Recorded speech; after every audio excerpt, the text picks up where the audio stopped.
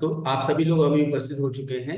ये जो आपके सामने कंटेंट है, ये एलडी का जो उत्तराखंड का पेपर होना है अभी जुलाई में, उसका जो एकेडमिक एप्टीट्यूड करके एक पेपर जोड़ा गया है ना, 50 मार्क्स का, जिसमें कि जीके भी है, थोड़ा रीजनिंग भी है।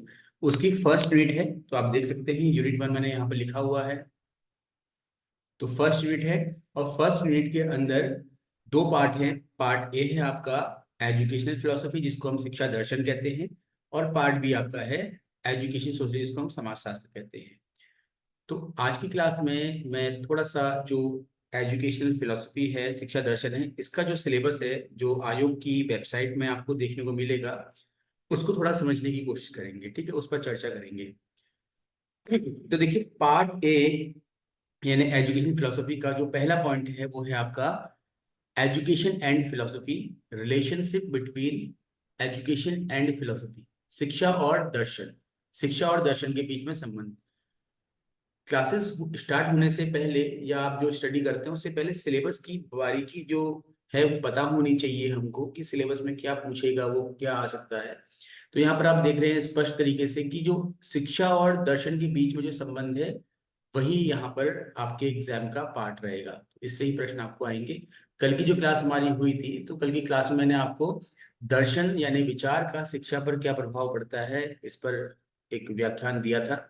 और उससे संबंधित एक एग्जाम्पल लेते हुए, जो प्रकृतिवाद यानी नेचुरलिज्म है, उसके अनुसार शिक्षा के उद्देश्य, क्योंकि प्रकृतिवाद एक दर्शन है, तो दर्शन के अनुसार शिक्षा के उद्देश्य क्या होंगे, शिक्षा का पाठ्यक्रम क्या होगा, शिक्षा का विधियां क्या होंगी, मतलब वही objectives of education, curriculum of education, methods of education, and then role of teacher, शिक्षक की भूमिका क्या होगी, और स्टूडेंट कैरेक्टरिस्टिक्स ऑफ स्टूडेंट, एक छात्र में क्या विशेषताएं होनी चाहिए, अनुशासन यानी डिसिप्लिन क्या होना चाहिए। तो हर दर्शन के अनुसार ये जो बिंदु है ये बदलते हुए चलेंगे, ये कल मैंने आपको बताया था। तो वही संबंध है शिक्षा और दर्शन के बीच में। ठीक है, उसको हम डिस्कशन करते हुए चलेंगे आगे को। सेकंड जो पॉइंट है सिलेबस का, वो है आपका contribution of various philosophies of education, nationalism, pragmatism, realism, sorry idealism and realism, शिक्षा के विभिन्न दर्शनों का योगदान। योगदान किसमें? देखिए, योगदान है ना, तो कंट्रीब्यूशन किसमें है? शिक्षा के क्षेत्र में। तो शिक्षा के क्षेत्र में अलग अलग दर्शनों का क्या योगदान है? तो शिक्षा के क्षेत्र में क्या होता है, शिक्षा के कुछ उद्देश्य होते हैं, शिक्षा का कुछ पाठ्यक्रम होता है, शिक्षा की कुछ विधियां होती हैं, है ना, कोई शिक्षक की कुछ भूमिकाएं होती हैं, छात्र की कुछ विशेषताएं होती हैं, शिक्षा देने के लिए विद्यालय का एक स्वरूप होता है, मूल्यांकन पद्धति होती है, अनुशासन होता है। तो हर दर्शन के अनुसार इसको समझना है, यही है दर्शनों का योगदान। प्रकृतिवाद का क्या योगदान है, ठीक। इसके अलावा व्यवहारिकता लिखा हुआ है, ये आपका प्रयोजनवाद कहते हैं इसको हम, ठीक है, प्रयोजनवाद। व्यवहारिकता देखने में थोड़ा समझ में नहीं आ रहा होगा आपको। तो प्रयोजनवाद जो है उसका क्या प्रभाव है, आदर्शवाद का क्या प्रभाव है, यथार्थवाद का क्या प्रभाव है, तो ये चीजें जो है आपकी हमने पढ़नी है, ठीक।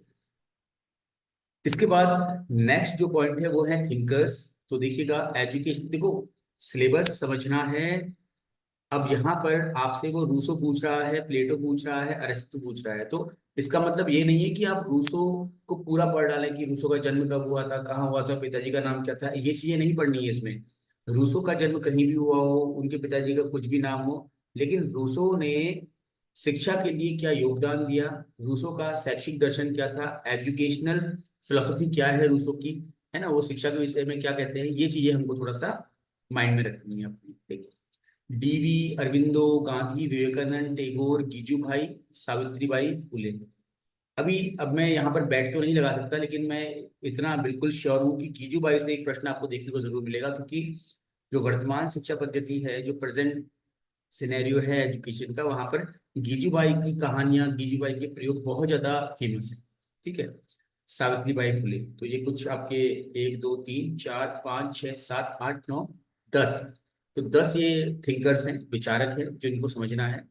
तो शैक्षिक विचारक और उनकी शैक्षिक अवधारणाएं, रूसो, प्लेटो, अरस्तु, डीवी, अरविंदो, गांधी, टैगोर, गिजुभाई और सावित्रीबाई फुले, विवेकानंद भी, ठीक है। देन आते हैं हम कंसेप्ट ऑफ एजुकेशन, शिक्षा का संप्रत्यय। देखो शिक्षा का कंसेप्ट तो आप पहले ही पॉइंट में समझ जा रहे हैं, जो पहला हमारा पॉइंट है सिलेबस का ना। लेकिन अब यहाँ पर शिक्षा को समझने के लिए जो अलग अलग शब्द हम यूज करते हैं, हम प्रशिक्षण बोलते हैं, ट्रेनिंग बोलते हैं, बोलते नहीं बोलते हैं ट्रेनिंग। कई बार हम ट्रेनिंग को भी एजुकेशन के रूप में ले लेते हैं, लेकिन ट्रेनिंग डिफरेंट है एजुकेशन से। ठीक है, टीचिंग क्या है, मतारोपण क्या है। मतारोपण मतलब होता है आपका इंडोक्ट्रिनेशन, मतलब इसको ऐसे समझिए आप, जैसे जब हम कोई रिलीजियस एजुकेशन लेते हैं, कोई धार्मिक शिक्षा लेते हैं। अब उस धार्मिक शिक्षा, अगर हम सनातन धर्म की बात करें, ठीक, तो सनातन धर्म में ये कहा जाता है कि ब्रह्म मुहूर्त में उठ करके नहा धो करके पूजा पाठ करनी चाहिए हमको। ये ये एक मत है उस धर्म का, उसको आप पर थोप दिया गया। कोई बौद्ध धर्म का है, बौद्ध धर्म में हिंसा को सही नहीं माना जाता है, तो वहां पर मांसाहार नहीं किया जाता। लेकिन अब आज की दुनिया का जो व्यक्ति है, जो बच्चा है, वो बीटेक करने गया हुआ है, एमबीबीएस करने गया है, अपने अन्य दोस्त का रह रहा है जो कि नॉन वेजिटेरियन है, मांसाहारी है। लेकिन वो मांसाहार नहीं कर सकता, क्योंकि उसको नहीं पता कि मांसाहार गलत क्यों है। लेकिन उसको ये पता है कि मेरे मम्मी पापा या हमारे जो आपके धार्मिक गुरु हैं, वो मुझे डांटेंगे अगर मैंने मांसाहार किया। तो क्या है, मत का रोपण। ठीक है, कि जो विचार है उसको थोप दिया गया है बच्चे पर। जैसा रूढ़िवादिताएं होती है ना, पुराने समय से चली आ रही प्रथाएं हैं, उनको आप ऐसे ही मनाते हुए चल रहे हैं। ठीक, तो वो है आपका मतारोपण, उसे इंडोक्ट्रिनेशन कहते हैं। कि बाकी तो हम डिस्कशन करेंगे तो वहां पर आएगा ही है, बट फिलहाल क्योंकि जब हम सिलेबस पढ़ रहे हैं तो ये शब्द का मतलब क्या होता है ये पता होना जरूरी है, इस वजह से मैंने आपके सामने बोल दिया। Functions and agencies of education, sources of education. तो अब एजुकेशन यानी शिक्षा के कार्य क्या है, शिक्षा क्या करती है। ठीक, इसके अलावा शिक्षा के साधन क्या है, आपको शिक्षा मिलती कहाँ से है। तो एजेंसीज ऑफ एजुकेशन की जब बात करते हैं तो तीन तरह की होती हैं। फॉर्मल, है ना, जिसको हम औपचारिक कहते हैं। अगर किसी तक आवाज नहीं आ रही हो या फिर कोई भी प्रॉब्लम हो रही तो प्लीज बोल दीजिएगा। हाँ, स्क्रीन शो तो हो रही ना आप लोगों को, ठीक है। Yes sir. इन जी सर, हो रही। हाँ, इनफॉर्मल यानी अनौपचारिक, ये आपकी एजेंसीज हैं। ठीक है, तीन प्रकार की होती है साधन जो है। और तीसरा है आपका नॉन फॉर्मल। ठीक है, जो थोड़ा फॉर्मल की तरह होता है, थोड़ा इनफॉर्मल की तरह होता है, दोनों के बीच का होता है। ठीक, यानी निरौपचारिक बोल देते हैं हम इसको। इस तरीके से ये आपकी तीन एजेंसीज होती हैं। फॉर्मल में तो हमारे स्कूल ही आ गए, जो हम स्कूलिंग वगैरह करते हैं, रेगुलर जाते हैं, यूनिफॉर्म पहनते हैं एंड ऑल।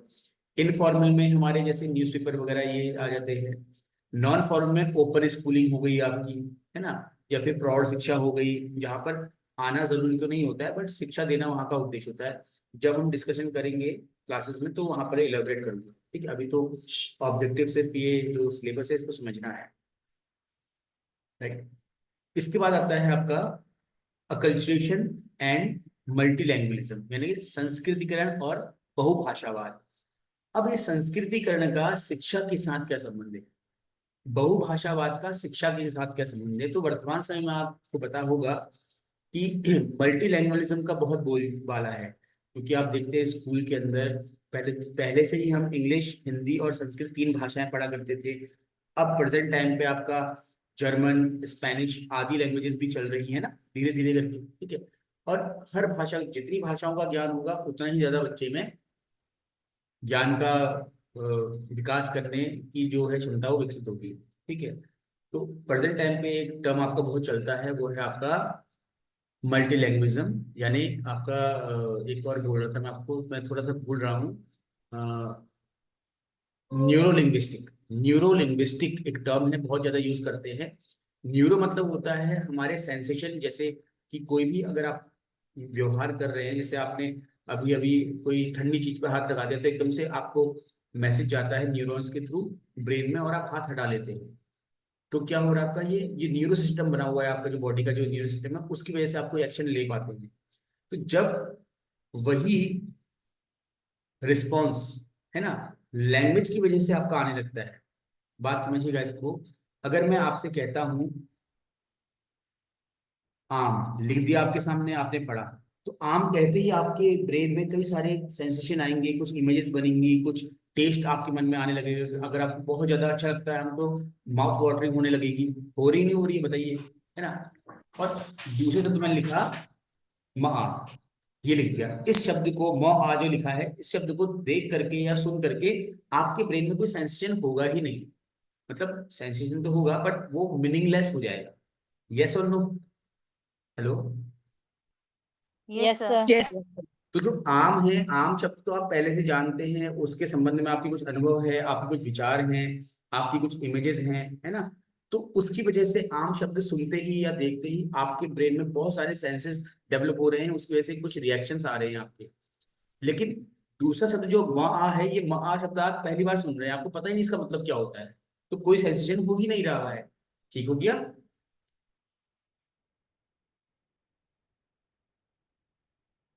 चलिए आगे बढ़ू ना मैं। हेलो। Yes sir. हाँ।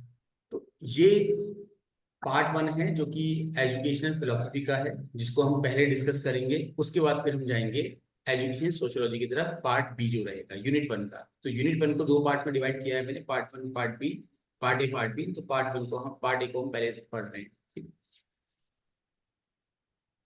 Education and philosophy, relationship between education and philosophy. शिक्षा और दर्शन के बीच में क्या संबंध है, ये तो थोड़ा कल मैंने आपके साथ डिस्कस कर ही लिया था। दर्शन के बारे में काफी कुछ बातें हुई थी। शिक्षा किसे कहते हैं? ठीक है। तो अगर हम किताबी भाषा की बात करें तो शिक्षा जो है वो शिक्ष, ये थोड़ा सा इसमें हलंत ये लगा नहीं था ना, हलंत नीचे से इसको लगा लीजिएगा। ठीक है, धातु के साथ ये लगाना जरूरी है। शिक्षा जो शब्द है उसकी उत्पत्ति जो है वो इस शब्द से हुई है। राइट। अभी ऐसा भी हो सकता है एग्जाम में, ऐसा क्वेश्चन भी आ सकता है कि शिक्षा शब्द की उत्पत्ति संस्कृत के निम्न में से किस शब्द से हुई है, तो ए शिक्ष लिख देगा वो, अब भी आपका ये लिख देगा ऐसे करके। तो यहाँ पर ये सही हो जाएगा, ये गलत हो जाएगा। तो इसलिए भी पता होना चाहिए कि इसके नीचे ये हलंत लगा होता है। ठीक है, ये बहुत जरूरी है। तो अब शिक्ष जो है उसका अर्थ होता है सीखना, है ना। या फिर ये सीखना लिख दिया, ये सिखाना है, इसको करेक्ट कर लीजिएगा। ये है आपका सिखाना। थोड़ा टाइप करने में मिस्टेक हो गई, सिखाना। और सीखना सिखाना ही क्या है आपका शिक्षा का मूल है। कोई भी एजुकेशन जब आप लेते हैं तो उसमें या तो लर्निंग हो रही होती है या टीचिंग हो रही होती है। ये सर। अब इस सेंटेंस को तो मैं अंग्रेजी में लिख नहीं सकता था, क्योंकि ये संस्कृत की बात है, संस्कृत के रूप में हिंदी भाषा में इसका क्या अर्थ होता है इसकी बात की जा रही है। ठीक। साथ ही भारतीय भाषाओं में शिक्षा के पर्यायवाची के रूप में विद्या और ज्ञान, क्योंकि ये भारतीय दर्शन के अनुसार शिक्षा की परिभाषा दी जा रही है, इंडियन फिलोसफी के अकॉर्डिंग दी जा रही है। तो ये हिंदी में ही रहेगा। ठीक है, इसको मैं इंग्लिश में आपके साथ ट्रांसलेट कर तो देता, बट फिर अंग्रेजी में आप विद्या को क्या बोलोगे? ज्ञान को तो आप नॉलेज कह सकते हो, बट विद्या को क्या कहोगे आप ना, तो वहां थोड़ा सा दिक्कत आती है, फिर विद्या ही लिखना पड़ता है हमको। तो विद्या क्या है, ज्ञान क्या है ना? शिक्षा को हम इस प्रकार के कई सारे पर्यायवाची शब्दों के रूप में देख लेते हैं, जिनमें से ज्ञान को अधिक मान्यता दी जाती है, यानी कि नॉलेज को अधिक मान्यता दी गई है। एक तो ज्ञान ये होता है कि मुझे पता है कि मोदी जी हमारे देश के प्रधानमंत्री है, तो मोदी जी हमारे देश के प्रधानमंत्री है, ये सूचना है। ठीक है। अगर आपको पता है कि मोदी जी भारत के प्रधानमंत्री है तो कोई बहुत भारी बात नहीं है, पता है आपको, ये एक सूचना है। ये एक छोटे बच्चे को जो कक्षा एक में दो में पढ़ा होगा, जो कि रोज अपने असेंबली के बाद ये जीके करता है कि भारत के प्रधानमंत्री का नाम क्या है, नरेंद्र सिंह मोदी, उसको भी पता है, कोई भारी चीज नहीं है। ठीक। तो सूचनाएं हो चाहे तथ्यों की जानकारी हो, मतलब इंफॉर्मेशन या नॉलेज ऑफ फैक्ट, कोई फैक्ट पता है आपको, आपको ये पता है कि ग्रेविटेशन लॉ के अकॉर्डिंग हर एक चीज ऊपर से नीचे की ओर गिरती है, तो ये जानकारी है आपको तथ्य की। ठीक है, ज्ञान नहीं है कुछ। लेकिन अगर हम ज्ञान की बात करें तो व्यापक अर्थ में ज्ञान बोले तो ज्ञान जो है वो मुक्ति के रूप में देखा जाता है। ये भारतीय दर्शन, वेद, उपनिषद आदि में लिखा हुआ है। तो ज्ञान का जो छोटा रूप है या फिर कहें कि नैरोअर मीनिंग है, वो है सिर्फ इंफॉर्मेशंस। ठीक है, या फिर नॉलेज ऑफ फैक्ट्स। जबकि ज्ञान का एक जो, यानी नॉलेज का एक ब्रॉडर जो एस्पेक्ट है, जो ब्रॉडर मीनिंग है, वो हो जाता है आपका knowledge to know yourself, स्वयं को जानने, है ना, और अपनी क्षमताओं को जानते हुए उसके अनुरूप कोई भी कार्य करने, कोई भी निर्णय लेने की जो क्षमता होती है वो एक एक्चुअली ज्ञान कहलाती है, जो कि आपको जीवन जीने के लिए तैयार करती है, आपकी लाइफ के लिए आपको रेडी करती है। छोटा सा उदाहरण आपको देना चाहूंगा। आप में से कई सारे जो साथी हैं अभी जुड़े हुए, वो गणित यानी मैथ्स के स्टूडेंट होंगे, एमएससी मैथ्स किया होगा आप लोगों में, है ना। कई लोग होंगे आपके केमिस्ट्री के मास्टर होंगे, कई लोग होंगे फिजिक्स के मास्टर होंगे। लेकिन क्या वास्तव में जो मैथ्स के रूल्स हैं या मैथ्स के जो लॉज हैं, क्या वो अपनी लाइफ में आप कहाँ कहाँ फॉलो करते हैं, ये जानते हैं आप लोग? मैथ्स के सारे रूल्स जो आपने पढ़े हैं अभी तक, एमएससी करने तक, क्या वो सारे ही रूल्स कहाँ कहाँ फॉलो होते हैं आपकी लाइफ में, पता है आप लोगों को? यस और नो में आंसर दीजिएगा प्लीज, बताइए, बोलिए। आवाज तो आ रही ना आप लोगों को? Yes sir. तो आंसर दो, देखो, नहीं पता है या पता है, जो भी है आप यस और नो में आंसर दे दीजिए। कोई कोई ऐसा तो है नहीं ना कि नो। आपको इस आंसर के बेसिस नो। पे एलटी की जॉब मिलने वाली है। बस नो क्लास सर। जो है वो इंटरेक्टिव रहना चाहिए ना। ठीक है, बताइए फिर। No sir. नहीं। इसी प्रकार से अगर कहा जाए कि आप केमिस्ट्री के स्टूडेंट हैं या फिजिक्स के स्टूडेंट हैं, तो संभवतः हर 100% लोग जो है, जिन्होंने मास्टर्स ऑफ केमिस्ट्री या फिजिक्स किया होगा, वो उन केमिस्ट्री या फिजिक्स के सभी रूल्स को नहीं जानते होंगे जो उनके लाइफ में हो रहे हैं, है ना। तो कुल मिलाकर के हमें क्या है, इंफॉर्मेशन तो हमारे पास है, हमको फैक्ट्स तो पता है, बट उन फैक्ट्स का एक्चुअल जो लाइफ एक्शन है वो हम नहीं जानते प्रॉपरली, या हम यूज नहीं कर पाते। तो इसीलिए कहा गया है कि हम शिक्षा के केवल संकीर्ण जो रूप है उसी को जानते हैं। इसीलिए आपने ब्लूम टैक्सोनॉमी पढ़ी है, बीएस ब्लूम पढ़ेंगे आप, सिलेबस में भी है आपका। ये पढ़ी आपने बीएस ब्लूम की टैक्सोनॉमी, टैक्सोनॉमी ऑफ ऑब्जेक्टिव्स, जो शिक्षण उद्देश्यों का वर्गीकरण, ठीक है। यस तो सर। इस सब text- पढ़िए, याद नहीं आ रहा। कोई बात नहीं, मैं याद कर रहा हूँ। इस टेक्सोनॉमी में बीएस ब्लूम ने 3 डायमेंशन बनाई है। एक तो है आपका ज्ञान, ठीक है। एक है आपका भाव, भावात्मक इसको बोलते हैं हम। एक है आपका क्रिया, जिसको हम क्रिया। साइकोमोटर भी कह देते हैं। तो ज्ञान के अंदर उन्होंने 6 सब ऑब्जेक्ट बनाए आपके, पहला, दूसरा, तीसरा, है ना, चौथा, पांचवा, पांचवा और छठा। पहले ऑब्जेक्टिव में, सॉरी, जो आपका पहला डोमेन, सब डोमेन है, पहले डोमेन में बोलते हैं क्या, स्मृति। स्मृति कि कोई सूचना आपको मिली, कोई फैक्ट आपको पता चला, वो आपने अपनी मेमोरी में बैठा लिया। अब कभी भी कोई आपसे पूछता है उस फैक्ट के बारे में, आप उसको आराम से बता देते हैं, ठीक है। फिर बोध, ठीक है, वो उस फैक्ट समझे। की डेरिवेशन पता है आपको, उसका बोध है। कोई आपसे कहेगा कि इस फैक्ट को थोड़ा एक्सप्लेन करो, आप आराम से एक्सप्लेन कर दोगे। लेकिन प्रॉब्लम कब आएगी, जब आपसे कहा जाएगा इस फैक्ट का क्या करो, मूल्यांकन करो, ठीक है, यानी कि इवेल्युएशन करो, ठीक है। तो ये आप नहीं कर पाएंगे, है ना। कुछ लोग कर लेंगे, ऐसा नहीं है, बट मैक्सिमम लोग नहीं कर पाएंगे। मूल्यांकन मतलब होता है क्रिटिसिज्म, आलोचना, उसमें क्या कमी है, क्या सही है ना। क्योंकि ये क्या है, ये ज्ञान का, ये ज्ञान है ना, इस ज्ञान का ये क्या है, सबसे बड़ा सब ऑब्जेक्टिव है, यानी सबसे बड़ा रूप है। ये कहें कि सबसे उत्कृष्ट रूप है एक प्रकार से।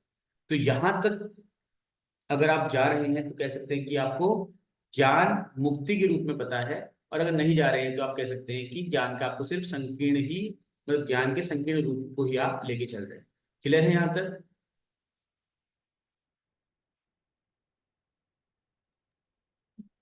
Yes sir. कुछ पूछना हो तो प्लीज पूछ भी लीजिएगा, हाँ, ये नहीं सिर्फ मैंने कहा तो आपने बोल दिया हाँ क्लियर है करके, ठीक है।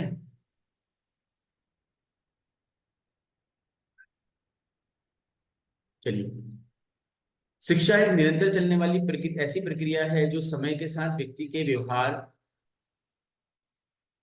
व्यवहार में परिपक्वता, परिवर्तन लाने का कार्य करती है तथा जीवन कौशलों का विकास करती है। ये बताने की आवश्यकता नहीं है, आप लोग को पता ही है कि आप एजुकेशन क्यों लेते हैं, जब भी आप एजुकेशन लेते हैं तो कुछ आप सीखते हैं, और जब कुछ आप सीखते हैं तो उससे आपके व्यवहार में, आपके बिहेवियर में कुछ चेंज होने लगता है। ठीक है। और वो जो चेंज होता है वो आपको मैच्योर बनाने लगता है धीरे धीरे। ठीक है। अब ये शिक्षा किताबी शिक्षा की बात नहीं कर रहा है, ये हर तरह की शिक्षा की बात कर रहा है। परिभाषाओं की बात करें तो शिक्षा की कुछ परिभाषाएं हैं आपके सामने, देखिए। मैंने लंबी चौड़ी परिभाषाएं नहीं लिखी हैं, दो दो तीन तीन लाइन की परिभाषाओं में से मैंने जो उसके की कंसेप्ट होते हैं वो ले लिए हैं, और वो की कंसेप्ट की हम समझ लेंगे। पहली परिभाषा है आपकी सुकरात के अनुसार। ठीक है। तो सुकरात जो है, इंग्लिश और हिंदी दोनों में ही है। देखो, जो भी हम कंटेंट पढ़ेंगे उसका हर एक पॉइंट इंग्लिश में भी लिखा होगा आपके सामने, हिंदी में भी लिखा होगा। अब क्योंकि इसके ऊपर जो डिस्क्रिप्शन था वो थोड़ा सा भारतीय दर्शन के अनुसार था, तो मैंने उसको अंग्रेजी में एलेबरेट तो कर दिया आपको, बट उसमें लिखा नहीं है। ठीक है। बट आप कहेंगे तो मैं उसको भी आपको इंग्लिश में ही लिख के दे दूंगा।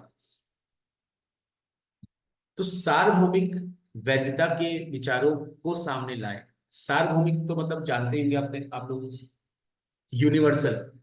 यूनिवर्सल मतलब जो भारत में भी है और यूएसए में भी है। जो भारत के अंदर उत्तराखंड में भी है, तो केरल में भी है। ठीक है। तो ऐसे विचार, है ना, bring out the ideas of universality. ऐसे विचार जो हर जगह एक समान स्वीकार किए जाते हैं। ठीक है। उनको जानने की जो प्रक्रिया है वही क्या है, ज्ञान है। समझ में आ रहा है? अब कोई माना हिंदू धर्म का है, सनातनी है, तो कहेगा कि राम सर्वश्रेष्ठ है।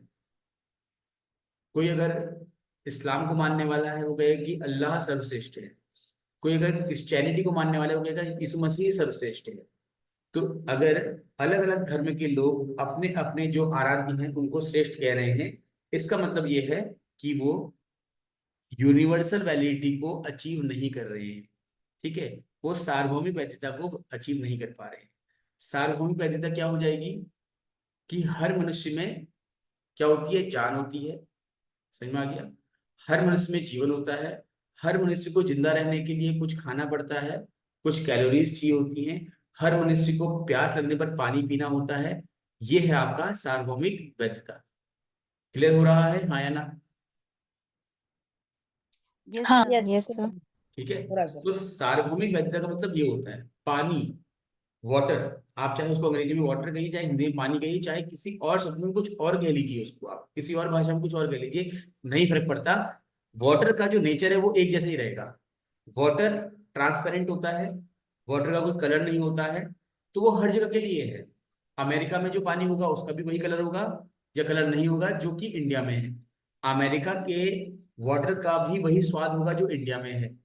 स्वाद मतलब कि मैं खारे पानी की बात नहीं कर रहा हूँ, जो एक नॉर्मल वाटर होता है जिसको हम ड्रिंकिंग वाटर बोलते हैं। ठीक है। तो इस तरह की बातें जो है ये आपकी सार्वभौमिक वैधता कहलाती है। तो सुकरात जो है वो ये कह रहे हैं कि शिक्षा वह है जो कि प्रत्येक मनुष्य में जो शिक्षा ले रहा है सार्वभौमिक वैधता के विचारों को सामने लाने का कार्य करती है। Education is which bring out the ideas of universal validity among individuals। हर किसी इंसान। ठीक है। दूसरी परिभाषा जो है वो है प्लेटो की। अब देखो, सुकरात के शिष्य थे प्लेटो और प्लेटो के शिष्य थे अरस्तु, तो मैंने वही सीक्वेंस लगा दिए। सही समय पर सुख और दुख अनुभव करने की क्षमता। अब ये तो बहुत ज्यादा इंपॉर्टेंट नहीं है डेफिनेशन वैसे, बट फिर भी, capacity to feel pleasure and pain at the right moment. ठीक। हर बात पर दुखी हो जाना और हर छोटी बात पर खुश हो जाना। आप लोग आए दिन अखबार पढ़ते होंगे, मोटिवेशनल स्पीकर्स को सुनते होंगे, मोटिवेशनल बुक्स पढ़ते होंगे, वहां पर यही कहा जाता है कि हर छोटी बात पर बहुत खुश नहीं होना चाहिए और हर बात पर दुखी नहीं होना चाहिए। पता रहना चाहिए हमको कि क्या चीज हमें दुख देती है, क्या हमें सुख देती है, उसका बैलेंस बना होना चाहिए। और वही चीज जानने की जो प्रक्रिया है उसको शिक्षा कहते हैं, ऐसा प्लेटो कह रहे हैं। फिर है आपका स्वस्थ शरीर में स्वस्थ मन का निर्माण। ये तो मुझे लगता है कि सबने बीएड में रटी होगी, ये तो परिभाषा बहुत ही कॉमन याद ही होगी आप लोगों को, है ना। Creation of sound mind in sound body, ठीक है। ये तो याद ही रहती है ना आप लोगों को, ये तो इंपॉर्टेंट भी है, पूछी भी जाती है एग्जाम में, बीएड बीएड जब आप करते तो। स्वस्थ शरीर में स्वस्थ मन का निर्माण, ये परिभाषा अरस्तु के अनुसार है। तो शिक्षा संपूर्ण जीवन है, ये भी इंपॉर्टेंट है, हाँ, स्पेंसर की। मैं इसलिए बोल रहा हूँ क्योंकि शिक्षा दर्शन की जो यूनिट है, इससे एक परिभाषा आपको जरूर देखने को मिलेगी, हाँ, पेपर में। तो परिभाषाएं थोड़ा सा ध्यान रखिएगा। तो जितनी मुझे लगेगा ठीक ठाक है, मैं लिखाते हुए चलूंगा। अब और भी आपको भेजते रहूंगा। अब ऐसा तो है नहीं कि हम 60-70 परिभाषाएं कर पाए, लिख पाए, वो याद ही नहीं रह पाती। तो थोड़ी थोड़ी करके याद करते हुए चलेंगे आगे, तो हेल्प मिल जाएगी। फिर है मनुष्य, तो शिक्षा संपूर्ण जीवन है, एजुकेशन इज कंप्लीट लिविंग, किसने कहा है? स्पेंसर ने कहा है, ठीक है, याद रखें। फिर आपका नेक्स्ट है मनुष्य में पहले से विद्यमान दिव्य पूर्णता की अभिव्यक्ति, इंपॉर्टेंट है बहुत ये भी, ठीक है। मैनिफेस्टेशन ऑफ डिवाइन परफेक्शन, तो डिवाइन परफेक्शन वर्ड याद रखिएगा, ठीक है। विवेकानंद जी की एक और परिभाषा है, वो कहते हैं कि किसी भी व्यक्ति या किसी भी बच्चे के अंदर निहित, जो उसके अंदर ऑलरेडी है, अंतर्निहित शक्तियों को बाहर लाने का कार्य शिक्षा करती है, ठीक है। Education is to bring out the potential और एबिलिटीज ऑफ एन इंडिविजुअल, ठीक। किसी भी व्यक्ति के अंदर जो निहित शक्तियां हैं या क्षमताएं हैं, उनको बाहर लाने का कार्य क्या है? शिक्षा द्वारा होता है। ये भी विवेकानंद की ही परिभाषा है, आप चाहे तो लिख सकते हैं, मैंने 2 बार बोल दिया है। अभी अब नहीं भी लिख रहे हैं तो जब वीडियो दोबारा देखें तो पॉज करके लिख लीजिएगा। फिर है न केवल हमें जानकारी देना, बल्कि हमारे जीवन का सभी तत्वों के साथ सामंजस्य बैठाना। तो इसको ऐसे समझिए, सभी तत्वों के साथ सामंजस्य बैठाने की जो क्षमता है वो शिक्षा से मिलती है। तो अगर इसका मैं की पॉइंट बोलूं आपसे, जो और इसको कंसाइज करेगा, वो है आपका makes our life in harmony, बस इतना याद रख लीजिए, makes our life in harmony, ये कहा है आपका टैगोर ने। तो पूरी डेफिनेशन आपको याद करने की जरूरत नहीं है, ठीक है। हार्मनी मतलब सामंजस्य, ठीक है। सुरों में हारमोनी होती है ना, हारमोनियम बोलते नहीं बोलते हम, हारमोनियम शब्द आपने यूज किया होगा कई बार, बजाते हैं जिससे हम गाने वाने गाते हैं, रियाज करते हैं सिंगर लोग। तो हारमोनियम क्या है? वो सुरों को सामंजस्य में लेके आता है, 7 सुर होते हैं ना, उनको लेकर के आता है। इसी तरह से हमारा एक इकोसिस्टम होता है, इकोसिस्टम तो पढ़ा ही होगा आप लोगों ने, ठीक है। क्यों? तो उस इकोसिस्टम में क्या है, हमको अगर ऑक्सीजन चाहिए तो वो हमको पेड़ पौधों से मिल जा रही है, पेड़ पौधों को कार्बन डाइऑक्साइड चाहिए तो वो हमसे मिल जा रही है, हमको अगर खाने के लिए फल चाहिए तो पेड़ों से मिल रहे हैं, पेड़ों को जीवित रहने के लिए खाद चाहिए तो वो हम दे दे रहे हैं। इस प्रकार से क्या है, ये आपस में, परस्पर निर्भरता। हाँ बिल्कुल, निर्भरता तो कह सकते हैं, लेकिन फिलहाल सामंजस्य वर्ड का यूज करना जरूरी है कि निर्भरता शब्द जो है वो नकारात्मक रूप से लिया जाता है, हाँ, ठीक है। हाँ। हाँ, आगे बढ़ूं। जी सर।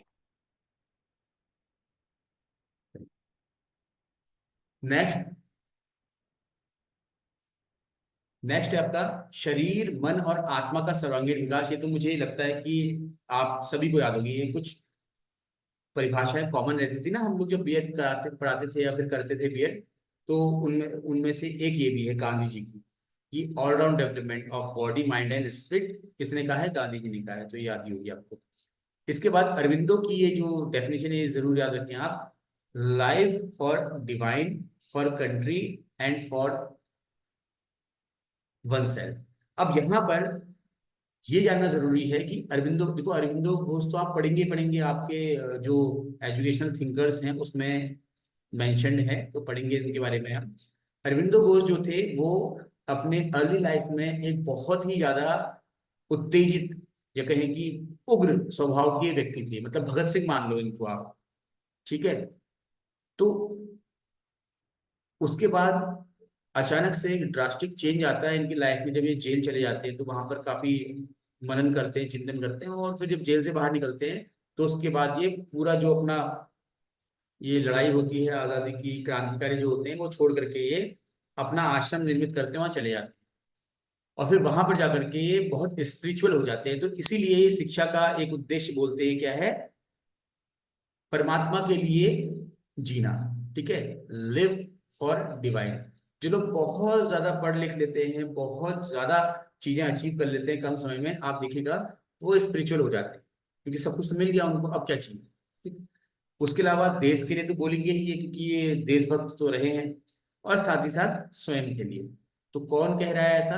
परमात्मा के लिए, देश के लिए और अपने लिए जीना सिखाने की जो प्रक्रिया है उसी को हम शिक्षा कहते हैं।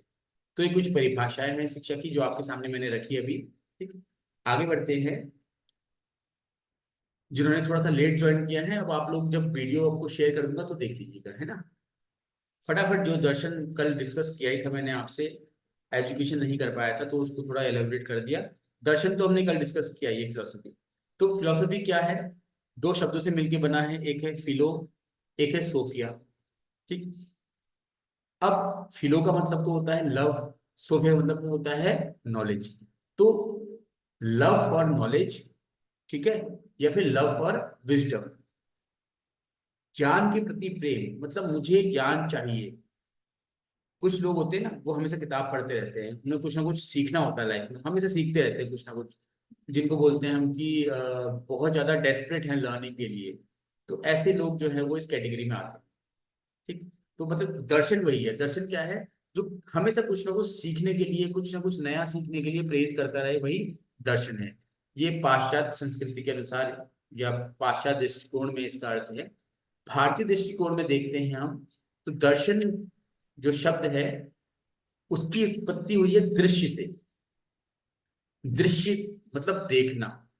ठीक, अब दृश्य का अर्थ दो तरीके से लेते हैं, एक तो होता है देखना, एक होता है जिसके द्वारा देखा जा सके, है ना। किसके द्वारा देखते हैं हम? अपने चक्षुओं के द्वारा, आंखों के द्वारा। ठीक है, एक कोट है, पूछा जाता है आपसे या पूछा जा सकता है, दृश्यते अनेन इति दर्शनम। ये उपनिषद से लिया गया है और जिसका अर्थ होता है जिसके द्वारा देखा जाए। ठीक, अभी क्लास ओवर हो जाएगी तो आप प्लीज सभी लोग रिज्वाइन कर लीजिएगा। ठीक है, देर मत करना, जल्दी रिज्वाइन कर लेना, फिर हम इसके आगे कंटिन्यू करेंगे। ओके, और अगर कुछ प्रॉब्लम आ रही होगी तो आप प्लीज मुझे अभी व्हाट्सएप में या फिर कॉल करके भी बोल सकते हैं, बट रिज्वाइन करिएगा बहुत स्पीड में। Okay, thank you. रिज्वाइन करिए, हाँ रिज्वाइन करिए, अभी क्लास ओवर नहीं हुआ है, प्लीज रिज्वाइन।